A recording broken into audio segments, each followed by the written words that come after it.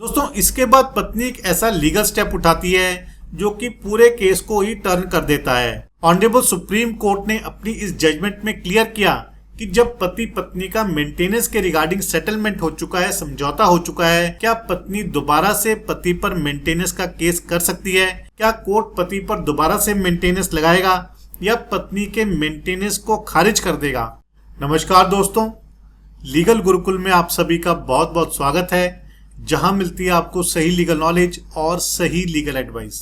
दोस्तों आज के वीडियो में मैं आपके साथ ऑनरेबल सुप्रीम कोर्ट की एक बहुत ही इंपॉर्टेंट जजमेंट पर बात करूंगा जो कि पत्नी के मेंटेनेंस से रिलेटेड है। दोस्तों अगर पति पत्नी में मेंटेनेंस को लेकर के कॉम्प्रोमाइज हो जाता है और कॉम्प्रोमाइज के तहत पत्नी एक पर्टिकुलर अमाउंट लेने के लिए तैयार हो जाती है, तो क्या इसके बाद पत्नी फिर दोबारा से पति से मेंटेनेंस क्लेम कर सकती है? और अगर पत्नी दोबारा से पति पर मेंटेनेंस का केस फाइल करती है तो क्या ऐसा केस कोर्ट में चलेगा?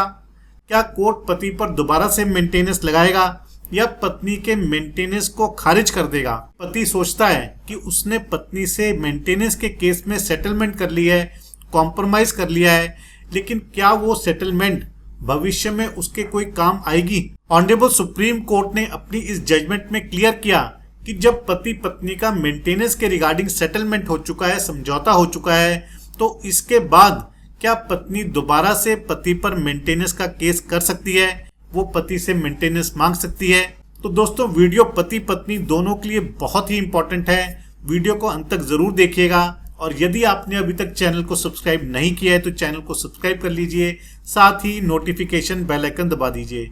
यदि आपकी कोई लीगल समस्या है, लीगल प्रॉब्लम है, तो वो भी आप मुझे भेज सकते हैं। यदि आप मुझसे अर्जेंटली बात करना चाहते हैं, अपने मैटर को, अपने केस को डिस्कस करना चाहते हैं, तो आप कॉल मी 4 ऐप का इस्तेमाल कर सकते हैं या ईमेल से भी मुझसे 1-to-1 सेशन की अपॉइंटमेंट ले सकते हैं। दोस्तों इस केस में पति पत्नी की मैरिज होती है, लेकिन कुछ समय के बाद ही पत्नी के द्वारा पति पर सेक्शन 125 सीआरपीसी के तहत मेंटेनेंस का केस फाइल कर दिया जाता है। पत्नी का कहना था कि पति उसे मेंटेन नहीं करता है। दोस्तों मेंटेनेंस केस के दौरान पति पत्नी के बीच में एक समझौता होता है, कॉम्प्रोमाइज होता है, और उस कॉम्प्रोमाइज के तहत पति पत्नी को एक पर्टिकुलर अमाउंट बतौर मेंटेनेंस देने के लिए तैयार हो जाता है। दूसरी तरफ पत्नी भी उस मेंटेनेंस अमाउंट को लेने के लिए तैयार हो जाती है और साथ में पत्नी अंडरटेकिंग देती है कि वो कभी भी फ्यूचर में पति से और मेंटेनेंस क्लेम नहीं करेगी, ना ही मेंटेनेंस को एनहांस करने की कोई एप्लीकेशन लगाएगी। दोस्तों इस कॉम्प्रोमाइज, इस सेटलमेंट के तहत कोर्ट के द्वारा पत्नी के मेंटेनेंस केस को खत्म कर दिया जाता है। पति हर महीने पत्नी को एक पर्टिकुलर अमाउंट बतौर मेंटेनेंस देने लग जाता है और पत्नी भी उसमें कोई ऑब्जेक्शन नहीं करती है। लेकिन तकरीबन 8 से 10 साल के बाद पत्नी के द्वारा फैमिली कोर्ट में फिर दोबारा से एक एप्लीकेशन लगाई जाती है।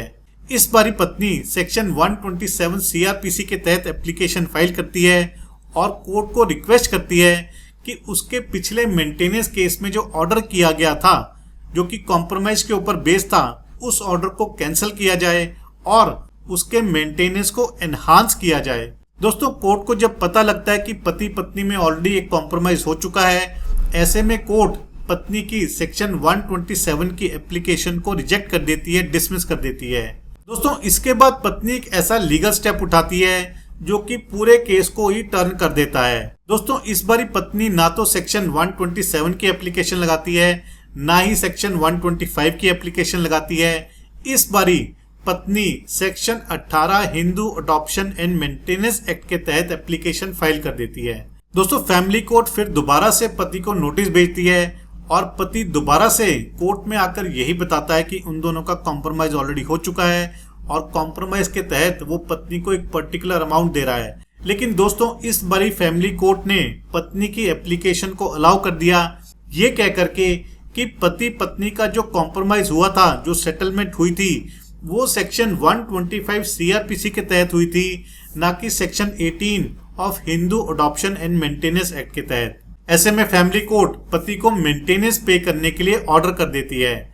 इसके बाद पति के द्वारा फैमिली कोर्ट के ऑर्डर को हाई कोर्ट में चैलेंज किया जाता है, लेकिन दोस्तों हाई कोर्ट में भी पति को किसी भी प्रकार का कोई रिलीफ नहीं दिया जाता और पति की अपील को डिसमिस कर दिया जाता है। इसके बाद पति के द्वारा हाई कोर्ट के ऑर्डर को ऑनरेबल सुप्रीम कोर्ट के सामने चैलेंज किया जाता है।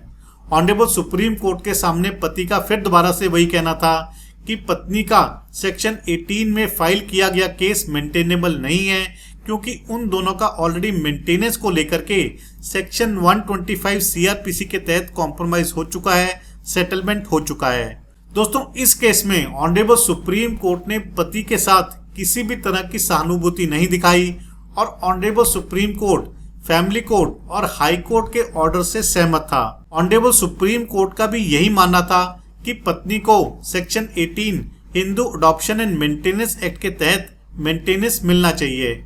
पुराने कॉम्प्रोमाइज पर ऑनरेबल सुप्रीम कोर्ट का कहना था कि भले ही पति पत्नी का सेक्शन 125 सीआरपीसी में कॉम्प्रोमाइज हो गया हो, लेकिन वो कॉम्प्रोमाइज, वो एग्रीमेंट किसी भी तरह से वाइफ को किसी और एक्ट के तहत मेंटेनेंस क्लेम करने से रोक नहीं सकता।